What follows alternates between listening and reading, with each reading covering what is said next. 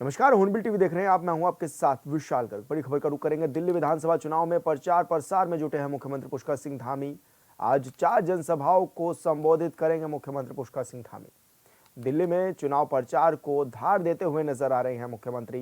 रिठाला से कुलवंत राणा के लिए करेंगे जनसभा, द्वारका से बीजेपी प्रत्याशी के लिए करेंगे प्रचार, विधानसभा क्षेत्र मटियाला में भी जनसभा को करेंगे संबोधित।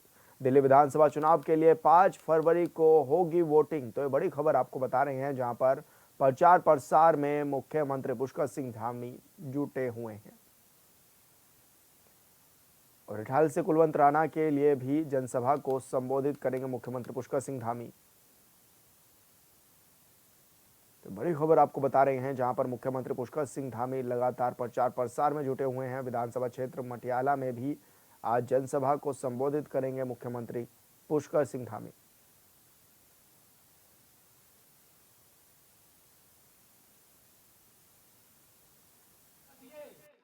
उत्तराखंड के मुख्यमंत्री पुष्कर सिंह धामी दिल्ली के प्रचार प्रसार में लगातार जुटे हुए हैं। मुख्यमंत्री पुष्कर सिंह धामी ताबड़तोड़ जनसभाएं रैलियां करते हुए नजर आ रहे हैं और लोगों को बता रहे हैं कि किस तरह से डबल इंजन की सरकारें काम करती हैं। हालांकि आज मुख्यमंत्री पुष्कर सिंह धामी दिल्ली में ही हैं और आज उनकी 4 जनसभाएं लगी हुई हैं, जहां पर मुख्यमंत्री पुष्कर सिंह धामी पहुंचेंगे और 4 जनसभाओं को संबोधित भी करेंगे। सबसे पहले मुख्यमंत्री पुष्कर सिंह धामी दिल्ली में पहुंचेंगे 1 बजे और रिठाला क्षेत्र में भाजपा प्रत्याशी कुलवंत राणा के पक्ष में जनता से अपील करेंगे कि उनके पक्ष में मतदान करें, बड़ी संख्या में बीजेपी को जिताने का काम करें। हालांकि मुख्यमंत्री पुष्कर सिंह धामी का दिनों दिन कद जो है वो बढ़ता हुआ पार्टी में नजर आ रहा है और इस दौरान मुख्यमंत्री पुष्कर सिंह धामी को नई नई जिम्मेदारी भी सौंपी जाती है। हालांकि उत्तराखंड की जो विकास की बातें हैं वो भी मुख्यमंत्री पुष्कर सिंह धामी करते हुए नजर आ रहे हैं और लगातार ये देखा जाता है कि जहां पर प्रचार प्रसार मुख्यमंत्री पुष्कर सिंह धामी करते हैं, वहां पर जीत का आंकड़ा भी कई बार बहुत बढ़ा हुआ नजर आता है। ऐसे में उनकी एक अलग छवि भी राष्ट्रीय स्तर पर बनती जा रही है। इसी के साथ ही 3 बजे विधानसभा द्वारका में पहुंचेंगे मुख्यमंत्री पुष्कर सिंह धामी और जहां पर प्रद्युमन राजपूत के पक्ष में प्रचार प्रसार मुख्यमंत्री पुष्कर सिंह धामी करते हुए नजर आएंगे। ऐसे में तमाम जिम्मेदारी मुख्यमंत्री पुष्कर सिंह धामी को सौंपी हुई है, जिसका पूरी तरह से निर्वहन करते हुए मुख्यमंत्री पुष्कर सिंह धामी नजर आ रहे हैं। 4:30 बजे मटियाला में भाजपा प्रत्याशी संदीप शेरावत के पक्ष में प्रचार प्रसार मुख्यमंत्री करते हुए नजर आएंगे। इसके लिए भी पूरी तरह से व्यापक इंतजाम किए जा चुके हैं। पुलिस प्रशासन पूरी तरह से अपने पुख्ता इंतजाम कर चुका है ताकि जब भीड़ वहां पर पहुंचेगी उसको भी कंट्रोल किया जा सके और मुख्यमंत्री पुष्कर सिंह धामी भी वहां पर पहुंचेंगे और जनसभा को संबोधित भी करेंगे। इसी के साथ ही 6:30 बजे लक्ष्मी नगर से भाजपा प्रत्याशी अभय वर्मा के समर्थन में भी प्रचार प्रसार मुख्यमंत्री पुष्कर सिंह धामी करते हुए नजर आएंगे। आपको बता दें कि 5 फरवरी को दिल्ली में मतदान है, जिसके लिए आज लगातार जो प्रचार प्रसार है वो बड़े नेता करते हुए नजर आ रहे हैं और मुख्यमंत्री पुष्कर सिंह धामी का भी स्टार प्रचारक की लिस्ट में नाम शामिल है। तीसरे नंबर पर उनका जो नाम है वो शामिल किया गया है। ताबड़तोड़ जनसभाएं मुख्यमंत्री पुष्कर सिंह धामी दिल्ली में कर रहे हैं और आज भी उनकी तमाम जनसभाएं होने वाली हैं। हॉर्नबिल टीवी के लिए देहरादून से विशाल। और संवाददाता अरुण सैनी हमारे साथ फोन लाइन पर जुड़ गए हैं। अरुण, क्या कुछ जानकारी मिल रही है, कहां कहां पर आज मुख्यमंत्री पुष्कर सिंह धामी की रैलियां जनसभाएं भी होनी है और किस तरह की तैयारियां देखी जा रही हैं?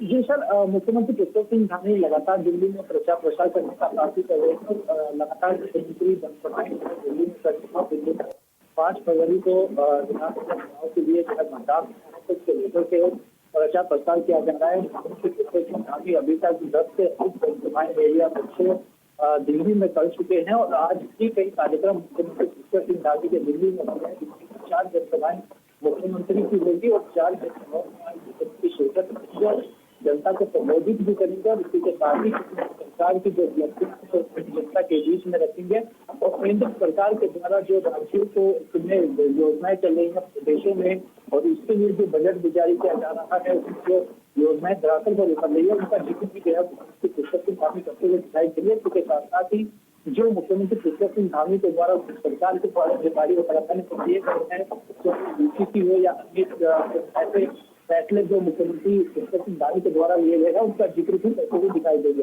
हालांकि मुख्यमंत्री पुष्कर सिंह धामी जहां जहां भी प्रचार के लिए जाते हैं वहां पर अच्छा किरदार किया है। भारतीय जनता पार्टी के नेता भी है और भारतीय जनता पार्टी अधिकतर सीटों पर जीत भी करती है। तो ऐसे में दिल्ली विधानसभा चुनाव में मुख्यमंत्री पुष्कर सिंह धामी कितना का जो प्रचार कर रहे हैं कितना कारगर साबित होता है, भारतीय जनता पार्टी को कितनी मजबूती प्रदान होती है, और जो भारतीय जनता पार्टी के प्रत्याशी है जिसके समर्थन में प्रचार प्रसार कर रहे हैं, क्योंकि दिल्ली में एक बड़ी आबादी जो है उत्तराखंड की रहती है, करीब 40 लाख तक की आबादी जो है दिल्ली में वो उत्तराखंड प्रवासी जो है वो रहते हैं। ऐसे इसी को देखते हुए भी मुख्यमंत्री पुष्कर सिंह धामी को दिल्ली के विधानसभा चुनाव में उतारा गया है। तो ऐसे में कितना लाभ इसका भारतीय जनता पार्टी को दिखाई गया है। अरुण, हाल फिलहाल में यूसीसी भी लागू किया गया है उत्तराखंड में, क्या इस बात का जिक्र भी मुख्यमंत्री पुष्कर सिंह धामी करते हुए नजर आ रहे हैं और किन बातों पर विशेष फोकस देते हुए नजर आ रहे हैं वो? जी सर, देखिए यूसीसी को लेकर के भी जिस तरीके से प्रदेश में यूसीसी लागू किया गया है और यूसीसी को लेकर 3 साल से लगातार कार्यक्रम चल रहा था, और ऐसे में भारतीय जनता पार्टी ने 2022 के चुनाव में शामिल किया था। अब इसके बाद यूसीसी का जिक्र अन्य राज्यों में जो विधानसभा चुनाव हो रहे हैं उसमें भी भारतीय जनता पार्टी करती हुई दिखाई दे रही है। लोकसभा चुनाव में भी अपने एजेंडे में भारतीय जनता पार्टी ने रखा है यूसीसी को।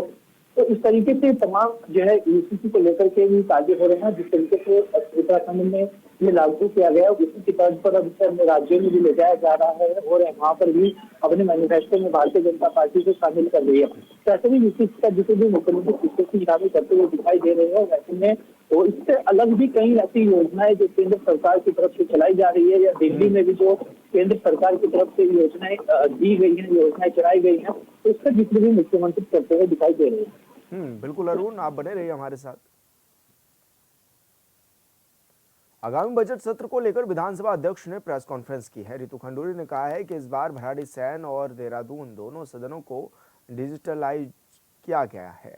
देहरादून का ई डिजिटाइजेशन भी पूरा हो चुका है और साथ ही भराड़ीसैंण का काम भी अभी पूरा होता हुआ नजर आ रहा है। पेपरलेस सत्र कराने के लिए देहरादून विधानसभा पूरी तरह से तैयार है। रितु खंडूरी ने कहा है कि इस बार सरकार से निवेदन करेंगे कि होने वाला सत्र देहरादून में किया जाए। 2-3 महीने में हम भराड़ीसैंण में काम पूरा कर लेंगे, उसके बाद अगला सत्र वहां हो सकता है।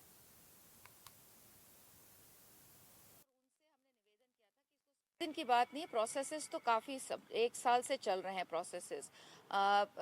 उसमें जो सामान हटाना है, जो सामान लाना है, उसका जो प्रोसेस चल रहा है वो 1 साल से चल रहा है। और रुड़की आईआईटी का भी जो प्रोसेस है पिछले 3 महीने से चल रहा है।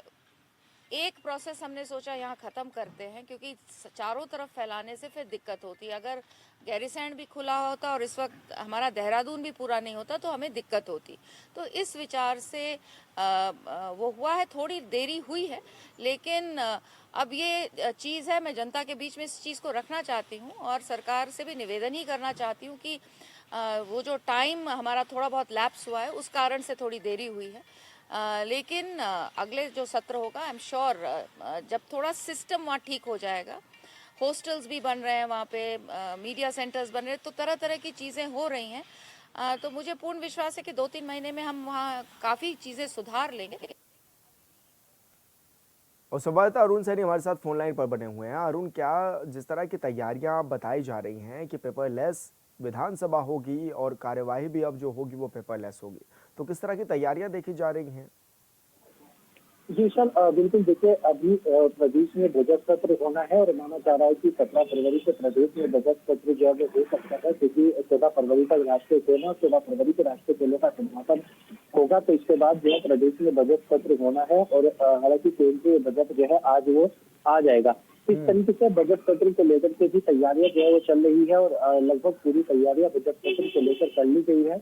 इसी के चलते जिस तरीके से पिछले 1 साल से विधानसभाओं को डिजिटलाइजेशन करने का कार्य चल रहा है और देहरादून में जो है ये कार्य 1 साल से चल रहा है और अब जो है कार्य लगभग पूरा हो चुका है। तो ऐसे में देहरादून विधानसभा को पूर्ण रूप से डिजिटल बनाए जाने को लेकर के विधानसभा अध्यक्षा रितु भूषण खंडूरी ने तमाम जानकारी भी साझा की। उन्होंने कहा कि जो पेपरलेस बजट सत्र कराने की तैयारी इस बार हो रही है, इस बार जो है जो भी रिपोर्ट है उसे भी डिजिटल करने की तैयारी चल रही है। इसके साथ ही विधायकों को भी पत्र भेज करके उन्हें प्रशिक्षण के लिए आमंत्रित किया गया है। इसके साथ ही अधिकारियों को भी प्रशिक्षण दिया गया है किस तरीके से कार्य होना है, किस तरीके से बजट सत्र होना है। पेपरलेस बजट सत्र इस बार स्थिति होना है। तो ऐसे में विधानसभा अध्यक्ष ने सरकार से ये भी कहा कि इस बार जो है बजट सत्र देहरादून में होना चाहिए, क्योंकि देहरादून में काम जो है डिजिटलाइजेशन का पूरा हो चुका है। इसी के साथ ही भराड़ीसैंण विधानसभा में भी जो है जो ग्रीष्मकालीन राजधानी गैस है, वहाँ भी भराड़ीसैंण में भी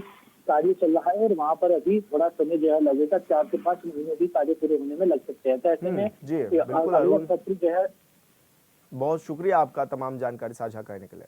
उत्तराखंड में यूसीसी को लेकर सियासत जारी है। इसी बीच अब यूसीसी बिल के कुछ बिंदुओं को लेकर विकासनगर के डाकपत्थर में उत्तराखंड प्रदर्शनकारियों ने प्रदर्शन किया। यूकेडी के केंद्रीय संरक्षक सुरेंद्र कुकरेती के नेतृत्व में उत्तराखंड आंदोलनकारियों ने यूसीसी के कुछ बिंदुओं पर नाराजगी जताते हुए उनकी प्रतियां आग के हवाले कर दी। वहीं सुरेंद्र कुकरेती ने कहा है कि हम यूसीसी का विरोध नहीं करते हैं, लेकिन यूसीसी लागू होने के बाद उसमें दर्ज स्थायी निवास के मानक और लिव इन रिलेशनशिप पर हमारी कड़ी आपत्ति है।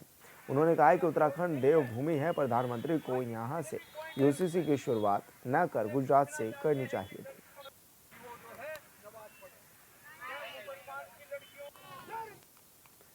तो आपको बता दें कि यूकेडी के नेताओं ने ये प्रदर्शन भी किया है और ऐसे में ये कहा गया है कि जिस तरह से यूसीसी में लिव इन रिलेशनशिप को दर्शाया गया है उसका वो विरोध करते हैं। और उन्होंने ये भी कहा है कि प्रधानमंत्री को उत्तराखंड से ना इसकी शुरुआत करके गुजरात से करनी चाहिए थी। तो ये रोष भी देखा जा रहा है और आंदोलनकारी नेताओं ने इसको लेकर प्रदर्शन भी किया और साथ ही यूसीसी के कुछ बिंदुओं पर उन्होंने आपत्ति भी जताई है। साथ ही इसकी कुछ प्रतियां भी उन्होंने आग के हवाले कर दी, जिसके बाद प्रदर्शन भी जोर शोर से हुआ। और हालांकि वो ये कह रहे हैं कि वो यूसीसी का विरोध नहीं कर रहे हैं, लेकिन उनमें जो कुछ कानून बनाए गए हैं उसमें वो बदलाव चाहते हैं।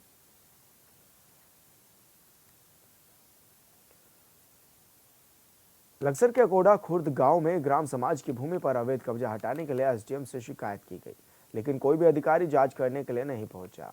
आक्रोशित ग्रामीणों का आरोप है कि ग्राम प्रधान की मिली भगत के चलते गांव के ही ग्रामीण ने ग्राम समाज की भूमि पर निर्माण करके कब्जा कर लिया।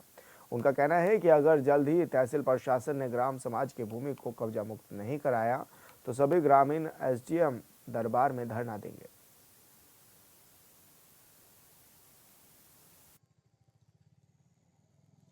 पूरा मामला तो यही जी, ये जो है पंचायती जमीन थी यार, जो उस पर कब्जा कर रखा और ग्राम समाज की जमीन थी यार।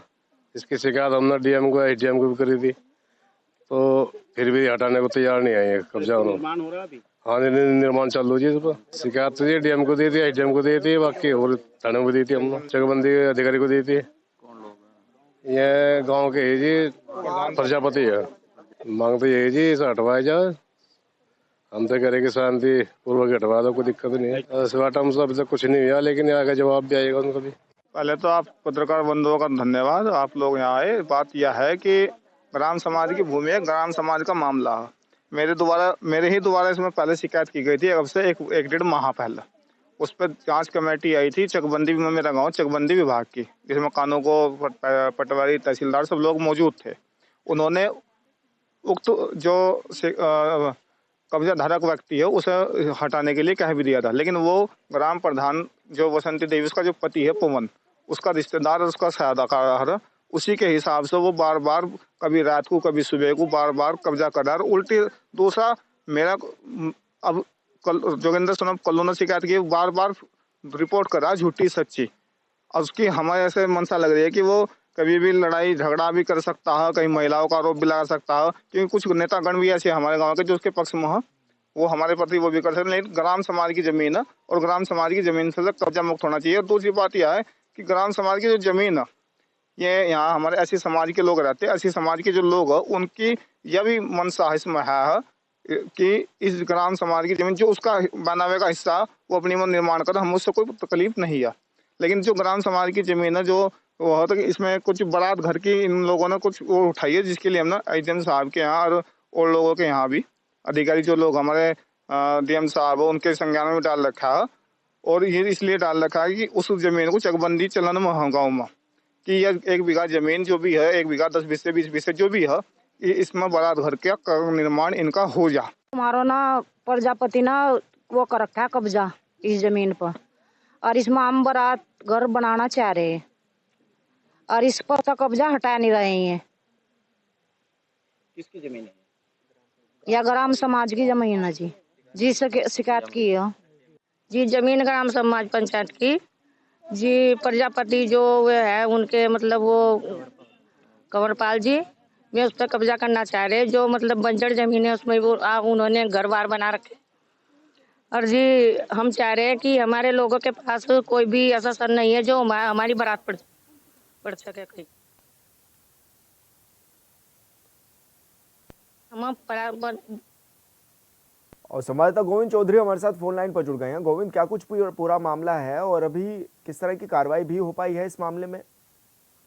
बिल्कुल, देखिए विशाल, ये ग्राम समाज का पूरा प्रकरण है जो लक्सर तहसील के अकोडा खुर्द गांव का ये मामला है। इसमें ग्राम समाज की कुछ भूमि है, जिस भूमि पर कुछ लोगों ने जो है अब निर्माण इस पर जारी कर दिया है। लोगों का विरोध पहले से ही लगातार इस जमीन को लेकर है।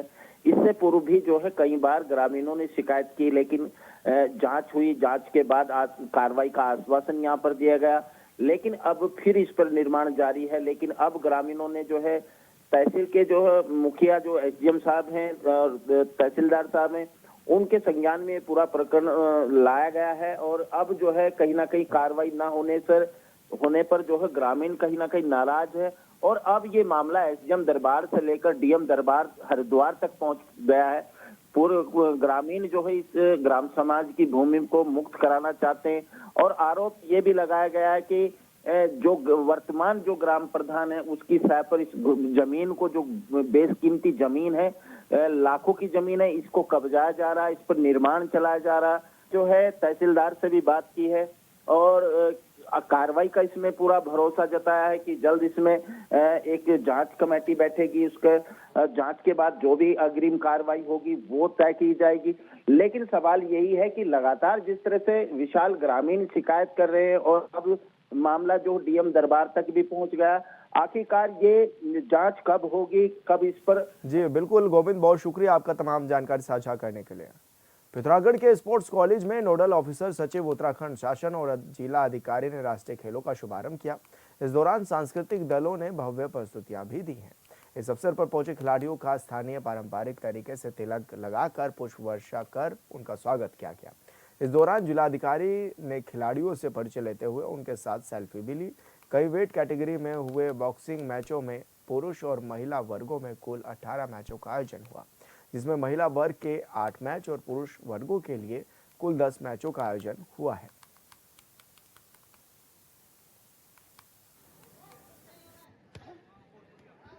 हाँ, 38 नेशनल गेम्स के इवेंट बॉक्सिंग की मेजबानी की जिम्मेदारी जनपद पिथौरागढ़ को दी गई है।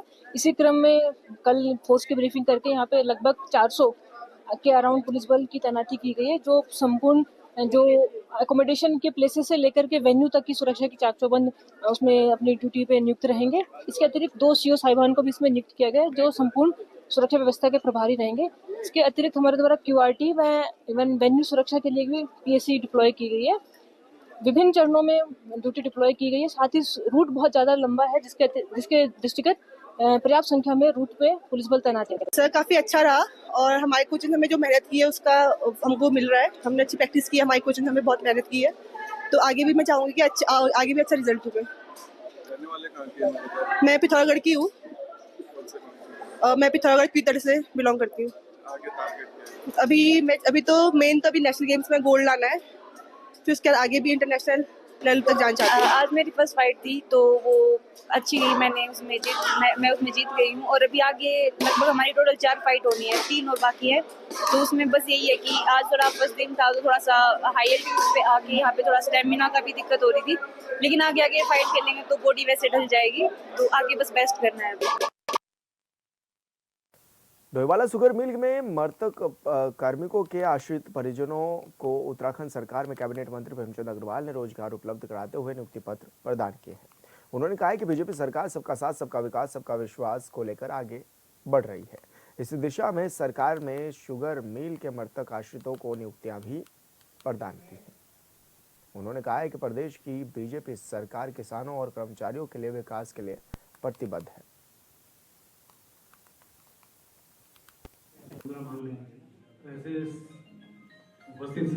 सिंह है और मैं उत्तराखंड गवर्नमेंट का मिल प्रशासन का और स्पेशली हमारे गन्ना मंत्री जी और हमारे शहरी विकास मंत्री श्री प्रेमचंद अग्रवाल सर का बहुत बहुत धन्यवाद करता हूं, क्योंकि ईडी सर और गन्ना मंत्री जी और प्रेमचंद अग्रवाल सर और सभी सहयोगी ने इतनी मदद करी है कि मैं कोविड में इतनी खराब परिस्थितियों में हमारी मदद करी है और इसकी हमें खुशी कम पर है कि सब्र है कि कम से कम सरकार ने और सभी ने हमारी मदद करी है। सबसे पहले मैं उन 15 जो हमारे अभ्यर्थी हैं, जो मृतक आश्रित जिनको हम लोग कह रहे हैं, आज उनको हमने नियुक्ति पत्र दिया, उनको मैं बहुत बधाई दे रहा हूँ, शुभकामनाएं दे रहा हूँ। शुगर मिल परिवार के साथ आज वो जुड़े हैं और उम्मीद कर रहा हूँ उनसे कि हमारा शुगर मिल और आगे बढ़े और ये बड़ी मेहनत और लगन के साथ अपने दायित्व का निर्वहन करें। जहाँ तक इनको नियुक्ति देने के पहले का विषय है, तो आप जानिए वर्षों से विषय लंबित था और अनेकों लोग आए गए, सरकारें आई गई, लेकिन आप भी जानते हैं मेरे सामने भी विषय कई बार आता था तो हम भी बड़े परेशान हो जाते थे इनको देख के, क्योंकि पहले तो इन्होंने अपना परिजन खोया, फिर उसके बाद आगे का जीवन कैसे यापन करेंगे वो समस्या सामने थी। लेकिन हमारी ये वो सरकार जो माननीय धामी जी की सरकार है, एक बहुत ऐतिहासिक फैसला लिया। कैबिनेट में जब ये विषय आया मैं भी वहाँ मौजूद था और हालांकि उस कैबिनेट का विषय बताने की आवश्यकता नहीं है, लेकिन उसमें बहुत लंबी बातचीत हुई और उस लंबी बातचीत का अंतोगत निर्णय ये हुआ कि हम इन सभी को जो मृतक आश्रित जिनको हम बोल रहे हैं उनको हम लोग जो हैं अपने शुगर मिल परिवार में जोड़ेंगे। आज उनको जोड़ा गया है। ये जो काम हुआ है इसके लिए मैं अपने गन्ना मंत्री जी का, माननीय मुख्यमंत्री जी का बहुत धन्यवाद करता हूँ। चंपावत जिले के बाराकोट ब्लॉक में लोहाघाट पिथौरागढ़ नेशनल हाईवे से सिंगदा गांव को जाने वाली सड़क में सुबह ग्रामीणों को घायल अवस्था में गुलदार पड़ा मिला। गुलदार को बैठा देख ग्रामीणों में हड़कंप मच गया। वहीं गुलदार को घायल अवस्था में देखकर ग्रामीणों ने मौके पर वन विभाग के अधिकारियों को सूचना भी दी, जिसके बाद मौके पर पहुंची वन विभाग की टीम ने गुलदार का रेस्क्यू किया।